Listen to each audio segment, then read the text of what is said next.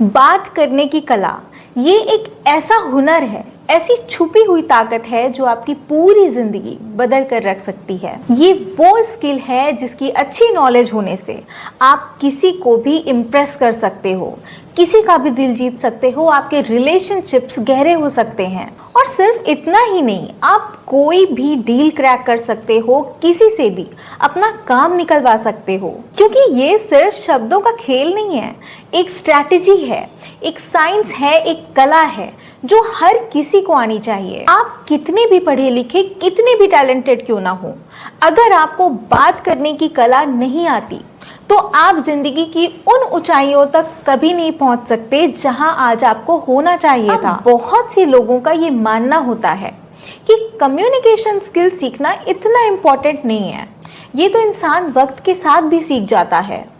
पर ये सीखने के लिए कि कब बोलना है, कहाँ बोलना है, कैसे बोलना है, हमें गलतियां करने की या वक्त का इंतजार करने की जरूरत नहीं है। क्योंकि वक्त का इंतजार करने में कभी कभी बहुत देर हो जाती है, हमारी उम्र बीत जाती है, हम बहुत कुछ खो देते हैं सिर्फ ये सोचते सोचते कि वक्त आएगा तो सीख जाएंगे। इसलिए आज मैं आपको कुछ ऐसी पावरफुल और आसान टिप्स बताने वाली हूँ कि कैसे कम्युनिकेशन स्किल में मास्टर बन सकते हैं। मैं हूँ आरुषि, आपकी दोस्त, और अगर आपने चैनल को अभी तक सब्सक्राइब नहीं किया तो सब्सक्राइब कर दीजिए, बेल आइकॉन हिट कर दीजिए, क्योंकि इस चैनल पर आने वाली हर एक वीडियो आपकी लाइफ बदल सकती है। कम्युनिकेशन स्किल को इम्प्रूव करने की पहली टेक्निक मैं आपको बताती हूँ जो कि बहुत ही ज़्यादा इफेक्टिव है और 100% वर्क करती है। अपना फ़ोन उठाइए, कैमरा ऑन करिए और कोई भी एक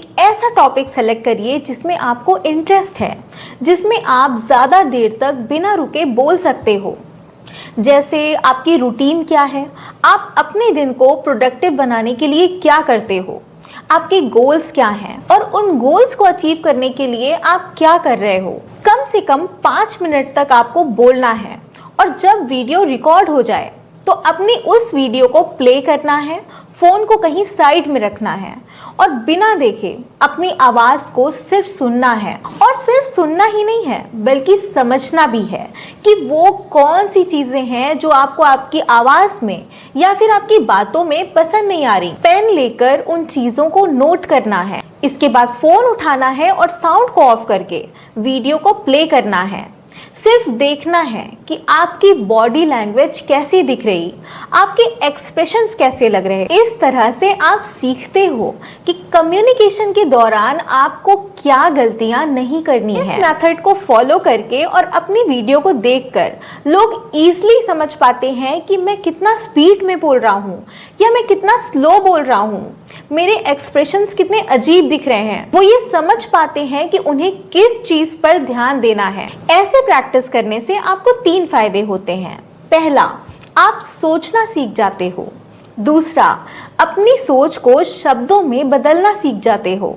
और तीसरा, आपके अंदर कॉन्फिडेंस आ जाता है। बहुत से बड़े स्पीकर्स भी इस मेथड का यूज करते हैं। नेक्स्ट थिंग है कि हमें फिलर वर्ड्स का ओवर यूज नहीं करना है। अब फिलर वर्ड्स क्या हैं? जब हम बात करने के साथ साथ सोच भी रहे होते हैं, जब हम हाँ, तो, मतलब इन शब्दों का यूज बार बार करते हैं। सोचिए, आप लोगों के सामने स्टेज पर प्रेजेंटेशन दे रहे हो और इस तरह से बोल रहे हो कि आज मैं आपके सामने जो प्रेजेंटेशन लेकर आई हूँ, मतलब वो है कम्युनिकेशन स्किल। मतलब ये स्किल सीखनी हम सभी के लिए ज़रूरी है। यहाँ क्या हुआ, आपने हाँ, मतलब इन शब्दों का यूज बार बार किया। अब ऐसे में लोग कंफ्यूज होने लगेंगे, बोर होने लगेंगे। वो ये सोचेंगे कि इसे खुद भी नहीं पता कि बोलना क्या है। मैं जानती हूँ कि इस हैबिट को छोड़ना इतना आसान नहीं है, पर थोड़ी सी प्रैक्टिस से ये पॉसिबल है। चलिए मैं आपको बताती हूँ कि मैंने ये हैबिट कैसे छोड़ी। मैंने नोटिस किया कि मैं बात करते वक्त इन शब्दों को बार बार रिपीट करती हूँ। फिर एक दिन इस आदत को छोड़ने के लिए मैंने इस शब्द को 10 बार बोला, जिससे ये शब्द मेरे सबकॉन्शियस माइंड में चला जाए और उससे ये पता चल जाए कि मुझे ये बार बार नहीं बोलना है। फिर मैंने किसी टॉपिक पर बोलना शुरू किया और जब भी मुझे अंदर से ये फीलिंग आती कि मैं बोलने वाली हूँ, तो मैंने उस चीज को रिप्लेस कर दिया सिर्फ एक पॉज से। मैं बिल्कुल शांत हो जाती थी और फिर से अपने सेंटेंस को कंटिन्यू करती थी और इसका रिजल्ट बहुत ही अच्छा आया। बार बार मेरी टंग पर ये फिलर वर्ड्स आने बंद हो गए। तो पहचानिए कि वो कौन से फिलर वर्ड्स हैं जिनका यूज आप बार बार करते हो।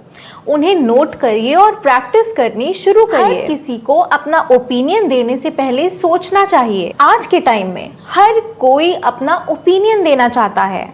कोई भी बात पता चली तो अपने उस आधे अधूरे ज्ञान को बिना सोचे विचारे, बिना पूरा सच जाने इस दुनिया को जताने में लग जाएंगे कि मुझे तो बहुत नॉलेज है। कोई न्यूज़ आई नहीं कि पूरी जानकारी के बिना अपनी जजमेंट देने लग जाएंगे। कोई इंसान जो कि प्रॉब्लम में है, स्ट्रगल्स फेस कर रहा है, किसी से ज्यादा मिलना नहीं चाहता, बात नहीं करना चाहता, तो उस इंसान पर घमंडी का टैग लगा देंगे। दूसरों से बोलना शुरू कर देंगे कि वो तो खुद को पता नहीं क्या समझता है, बात ही नहीं करना चाहता। तो इस तरह से बोलने से पहले, अपना पॉइंट ऑफ व्यू रखने से पहले एक बार सोचना चाहिए कि कहीं मेरा जजमेंट गलत तो नहीं है।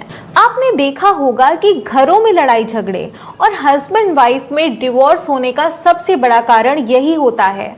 जब हम बिना किसी की पूरी बात सुने, बिना सिचुएशन को समझे अपनी राय थोपने लग जाते हैं, तब पैदा होती है मिसअंडरस्टैंडिंग और फिर रिश्ते टूटने लग जाते हैं। और जब हम अपने कम ज्ञान का बखान कर रहे होते हैं, उस वक्त तो सामने वाला कुछ नहीं बोलता, पर जब हम वहां से चले जाते हैं तो पीठ पीछे लोग हमारा मजाक बनाते हैं। क्योंकि कभी कभी हम समझ नहीं पाते कि जिस टॉपिक के बारे में हम बात कर रहे हैं उस टॉपिक की नॉलेज सामने वाले को काफी अच्छे से होती है। सोचिए, अगर आपने सिर्फ हेडलाइन पढ़ी और पॉलिटिकल इशू पर लेक्चर देने लग गए, कुछ भी बोलना शुरू कर दिया, आपकी इस तरह से बात करने की आदत आपको नकली और इमेच्योर बनाती है। आप कभी ये बात समझ ही नहीं पाते कि लोग आपको कब सीरियस लेना बंद कर चुके होते हैं। बात करते वक्त बीच बीच में पॉज लेना चाहिए, क्योंकि जब आप पॉज लेते हो तो पहली चीज क्या होती है, सामने वाले को इतना टाइम मिल जाता है कि वो आपकी बातों को समझ सके, उनकी अपने माइंड में प्रोसेसिंग कर सके। वो आपके हर सेंटेंस को समझ पाता है, महसूस कर पाता है, विजुअलाइज कर पाता है। अगर आप बात करते वक्त पॉज नहीं लेते, बिना रुके कंटिन्यूअसली बोलते चले जाते हो, अगर आप इस तरह से बोलोगे तो क्या सामने वाला आपकी बात समझ पाएगा? और जब आप पॉज लेते हो तो आप भी सांस लेकर ठीक तरीके से अपनी बातों को सामने वाले को समझा पाते हो। घर से बाहर निकलना शुरू करिए, लोगों के बीच, लोगों के साथ रहना शुरू करिए। घर की चार दीवारी में रहकर आप सिर्फ थ्योरीज पढ़ सकते हो, लेकिन कम्युनिकेशन आप तभी सीखोगे जब आप लोगों के बीच जाकर उनसे फेस टू फेस बात करोगे। आप प्रैक्टिकली सीखते हो कि कौन सी बातें करने पर लोग कैसे रिस्पॉन्ड करते हैं, किस तरह की बातें करने पर लोग बोर होने लगते हैं और किस तरह से बातें करने पर लोगों की आंखों में चमक आ जाती है, वो खुश होने लगते हैं। जब आप बाहर निकलते हो, लोगों से मिलते हो, तो आप लोगों के एक्सप्रेशंस पढ़ने सीख जाते हो। ओपन माइंडेड बनो।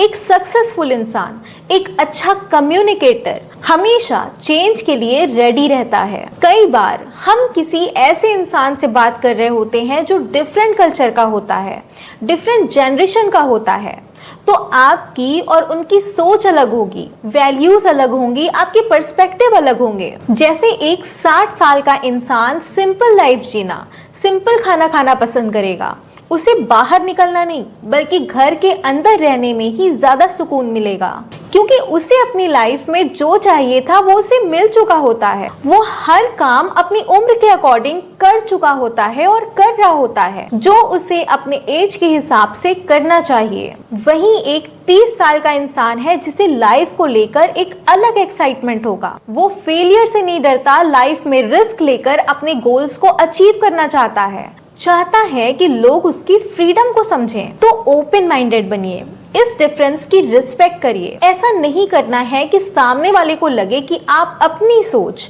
उस पर थोप रहे हो, कि बेटा इतना ट्रैवल मत किया करो, कितने पैसे वेस्ट हो जाते हैं, या फिर अंकल आप थोड़ा लाइफ को एंजॉय करना सीखो, इतने सिंपल कपड़े मत पहना करो। इस तरह की बातें सामने वाले को बुरी लग सकती हैं। इस बात को समझना होगा कि हर इंसान की चॉइस अलग होती है, चाहे वो आपके पेरेंट्स हो, आपके बच्चे हो या फिर आपके स्पाउस। आज के लिए बस इतना ही। वीडियो पसंद आई तो लाइक जरूर करना।